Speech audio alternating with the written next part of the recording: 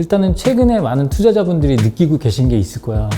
한국 주식시장 투자하기 정말 힘든 환경이구나. 2021년도는 쉬운 장이 아니었다란 말이지. 주식시장이 좋을 때는 주식시장에 일단 올인하는 게 가장 수익률이 크잖아. 근데 이런 위기 상황이 생겼을 때 우리가 후회하는 게 뭐야? 현금 들고 있을 걸. 돈은 어차피 계속해서 일을 한단 말이야. 그렇기 때문에 우리가 가장 중요한 거는 훌륭한 자산 배분을 통해서 정말 중장기적으로 안정적인 수익을 쌓아갈 수 있지 않을까.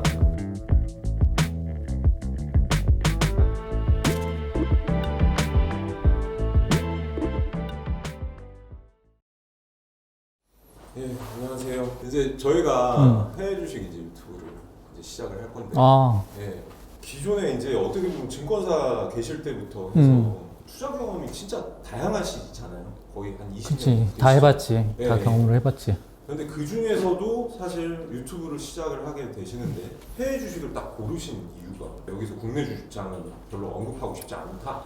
그렇지. 이유가 어떻게 될까요? 그 이유를 얘기를 하자면 일단은 최근에 많은 투자자분들이 느끼고 계신 게 있을 거야. 한국 주식시장 투자하기 정말 힘든 환경이구나. 예를 들어서 이제 코로나 당시에 2020년도 초반에 생각을 해보면 그때 당시 지수가 1400대를 찍고 나서 바로 반등을 해서 3000 이상까지 올랐기 때문에 투자 환경이 좋다라고 착각을 하시는 주린이 분들이 상당히 많았잖아. 근데 그거는 위기 환경에 의한 유동성 거품이었다라고 생각을 하는 거거든. 나는 유동성이 그때 급격하게 공급이 되면서 막상 주식시장은 싸지고 그런 효과들 때문에 투자하기 좋은 환경이었지. 일단은 글로벌적인 부분을 살펴보면 2021년도는 쉬운 장이 아니었다란 말이지. 작년 수익률이 좋았던 투자자분들이 많지 않았어. 그런데 보면은 나스닥 같은 경우에는 어땠어? 계속 상승했잖아. 그냥 고점을 뚫어버리고 이런 모습을 보였지. 특히나 미국의 S&P 500 여러분들이 잘 알고 계시겠지만 S&P 500 같은 경우에는 1982년도에 지금으로 따지면 기준이 100으로 시작했을 때 지금 지수는 4,500을 넘었잖아. 그래서 계속해서 상승을 했단 말이지. 그 상승률을 따져보면 연간 평균으로 10% 상승을 했어.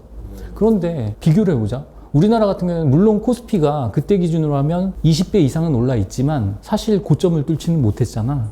그리고 코스닥 같은 경우에는 IT 버블 때 생각해볼까? 그때 2000을 넘었었어. 지금 지수는 1000이 되질 않아. 그래서 그렇기 때문에 지수가 그렇게 꾸준히 올라갈 수 있다는 건 기업의 성장성이 그만큼 좋다라는 거. 그리고 그 성장에 따른 과실들을 주주들에게 적절하게 나눠줬다라는 부분이지. 그렇게 생각했을 때 사실 우리나라 같은 경우에는 예를 들자면 오스템 임플란트라든가 신라젠 같이 주주분들의 마음을 졸이는 그런 종목들이 사실 안 좋다라고 생각할 수가 없잖아. 막상 투자할 때는 내가 확신을 가지고 투자하시는 분들이 많단 말이지.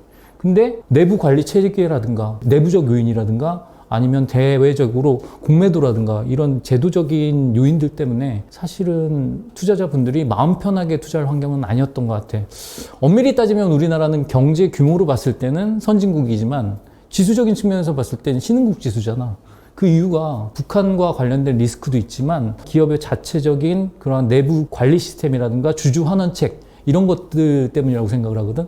그러면 우리가 이런 거에 좀 상처를 받기보다는 이미 그런 게 잘 돼 있는 선진 시장인 미국 증시에 투자하는 게 어떨까 하는 생각에서 해외 주식이 좋다고 생각을 했고, 본격적으로 얘기를 했을 때 우리나라 같은 경우에는 예를 들어서 LG화학 같은 경우에는 LG 에너지 솔루션이라는 정말 좋은 과실을 갖고 있었음에도 물적 분할 때문에 완전히 주가를 망쳐버렸잖아. 맞아요.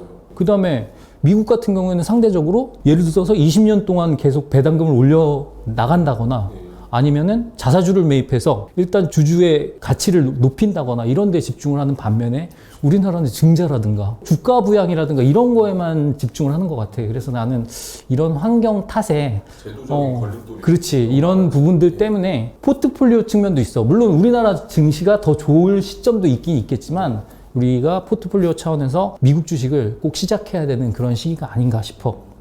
그러면 뭐 ETF 쪽도 사실 그 주린이 말씀하셨는데 그런데 미국 쪽이 훨씬 더 다양한 걸로 알고 있어요. 그렇지, 그렇지. 그런데 국내도 요새 뭐 최근 들어서는 많이 좀 활성화를 시키려고 하는 것 같긴 한데 ETF 쪽도 좀 투자를 많이 해보셨어요? ETF도 주린 여러분들 많이 들어보셨을 거야. ETF는 익스체인지 트레이디드 펀드라고 해가지고 상장지수 펀드라고 생각을 하면 돼. 예를 들어서 펀드를 지수처럼 거래한다라고 생각을 하면 되거든. 사실 처음에는 진짜 지수와 관련된 ETF만 있었는데 요새는 테마성이라든가 액티브 ETF 이런 것들이 많이 나오고 있거든.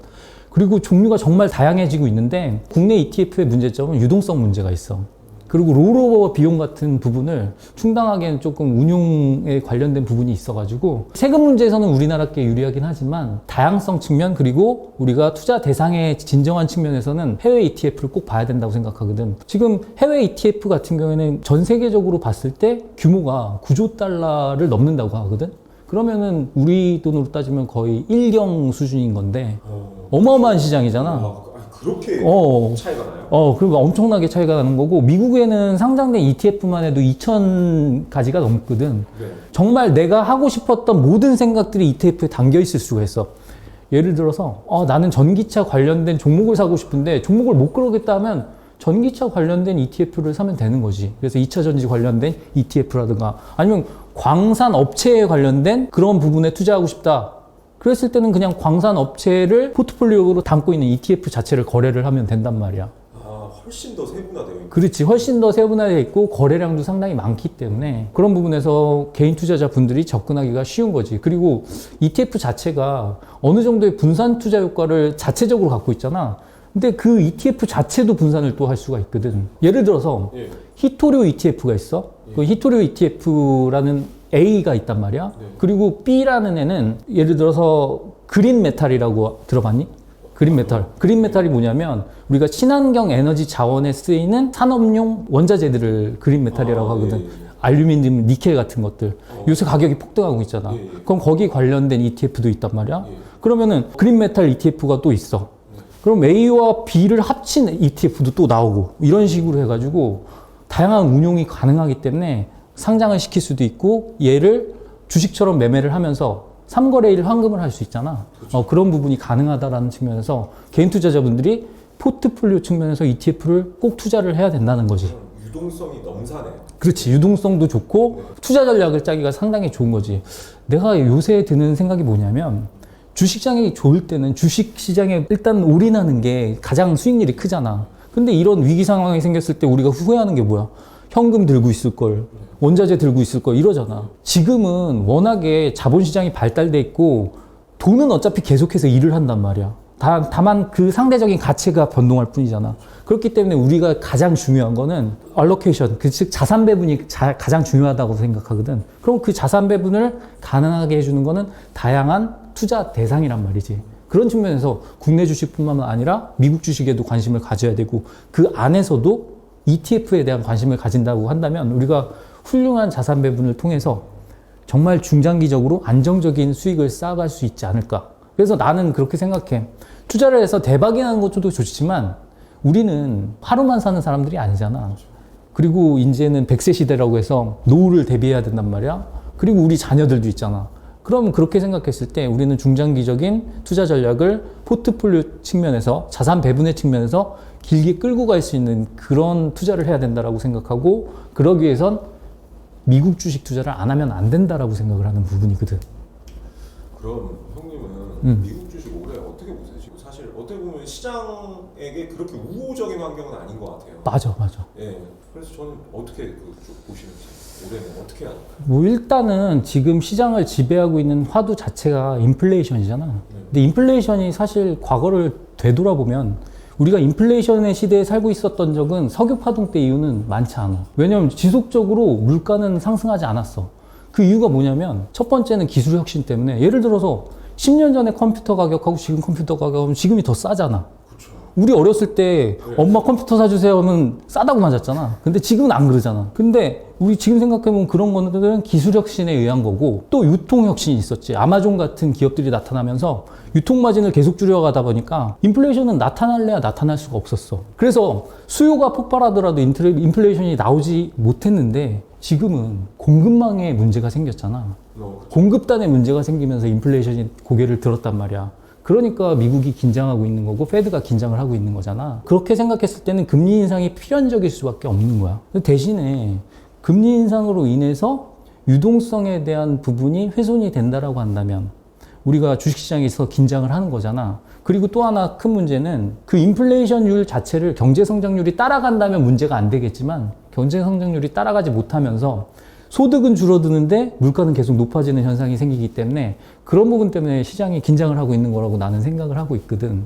근데 그런 문제들이 해결되지 않을까라는 측면에서 생각을 해보면 나는 해결된다고 보거든. 결국은 해결된다. 왜냐하면 공급망 리스크라는 것 자체가 첫째는 코로나19로 인해서 뭐 공장이 폐쇄한다거나 이런 부분에서 문제가 생겼었고, 두 번째는 친환경 에너지에 집착을 하다 보니까 예를 들어서 중국에서 철광석 생산을 조금 줄인다라거나 이런 부분들, 그리고 러시아 우크라이나 사태 같은 대외적인 요인들 때문에 공급망 리스크가 부각이 된 거지, 그 부분이 해결 안 될 수는 없다라고 나는 생각을 하고 있어.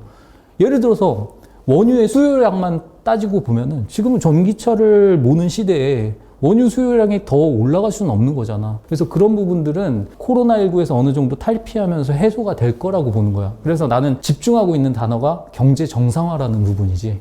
그러니까 코로나19에서 우리가 위드 코로나로 바뀌어가는 과정, 그 선봉에 선 게 지금 영국이잖아. 네. 그래서 지금 영국 증시는 상대적으로 강하잖아. 그래서 그런 부분들을 생각한다라고 한다면 미국 증시는 다시 올라올 것이다라고 생각을 해. 다만 주도주는 바뀔 거라고 생각을 하는 거야.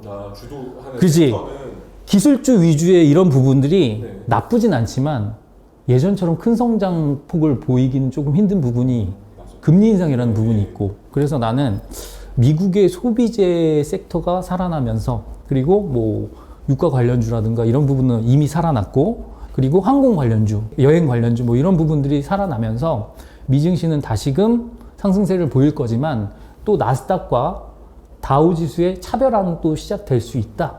예전에 보였던 그런 차별화된 성장을 계속 보일 수는 있다라고 생각을 하고 있어. 그리고 원달러 환율의 측면에서 봤을 때 얘기한 대로 1200원은 나는 상단이라고 보고는 있지만, 이 부분이 또 미국에서 금리 인상을 하다 보면 달러에 대한 수요가 또 커지면서 그런 부분들도 또 격차를 확대할 수도 있는 부분이고, 그 갭이 이렇게 줄여지지는 않을 거라고 봐. 예를 들어서 1100원, 1200원 선에서 계속 움직였던 이유가 원화 자체에 구매력 자체가 보존된 측면도 있었고, 우리나라의 그 무역에 관련된 부분이 계속해서 무역 흑자를 기록했잖아. 근데 최근에 일어났던 요소들을 보면 계속 적자를 기록하고 있지. 그게 원자재가 폭등에 관련된 부분이 있기 때문에 그런 부분들을 모두 고려한다라고 한다면 1200원 선에서 쉽게 떨어지진 않을 것 같아. 내 생각엔 그래. 그래서 그 환율은 약간은 상향 평준화된 부분을 지킬 거다라고 생각을 하고, 그게 오히려 투자 동인이 될 수 있다는 거지. 예를 들어서 만약에 경제 위기가 온다, 아니면 전쟁 위기가 불거진다라고 하면 대표적인 안전 자산인 달러에 대한 수요는 계속 늘어날 거란 말이야. 그리고 코로나 시대에서 달러를 주도적으로 풀었던 데가 미국이잖아. 그러다 보니까 역으로의 달러에 대한 수요가 늘어나면서 달러를 회수해야 된다는 측면이 되면 원달러 환율은 더 올라갈 거 아니냐. 그 달러 자산을 갖고 있다는 것만으로도 해지 수단이 될 수 있다는 측면에서 해외 주식은 그만큼 매력도가 있다. 나는 그렇게 생각하는 거야. 이제 그러면 앞으로 저희 채널에서 재밌는 해외 주식, 미국 주식, 그리고 뭐 중국이나 다른 이머징 쪽도 다 다뤄주실 거잖아요. 그렇지. 왜냐면 이제 계속 얘기하지만 돈은 계속 일을 하잖아. 그리고 전 세계의 성장률이 다르단 말이야. 예를 들어서 뭐 2006년도에서 2007년도 사이는 중국의 성장률이 엄청났잖아. 그때도 그만한 이유가 있었고, 작년도에는 미국의 성장이 오히려 되게 뛰어났지. 그런 부분들은 기술 혁신에 의한 부분이 있었고, 모든 포트폴리오들이 필요한 시점이라고 생각하기 때문에 그런 부분들에 대한 부분을 우리는 공부하면서 준비를 할 거야. 네, 같이 공부하면서 어떻게 보면 글로벌 투자인데요. 이쪽에 대한 포트폴리오 형님이랑 같이 만들어가면서 저희 시장 이슈도 체크해보고 재밌는 채널 만들어보도록 하시죠. 그러자. 화이팅!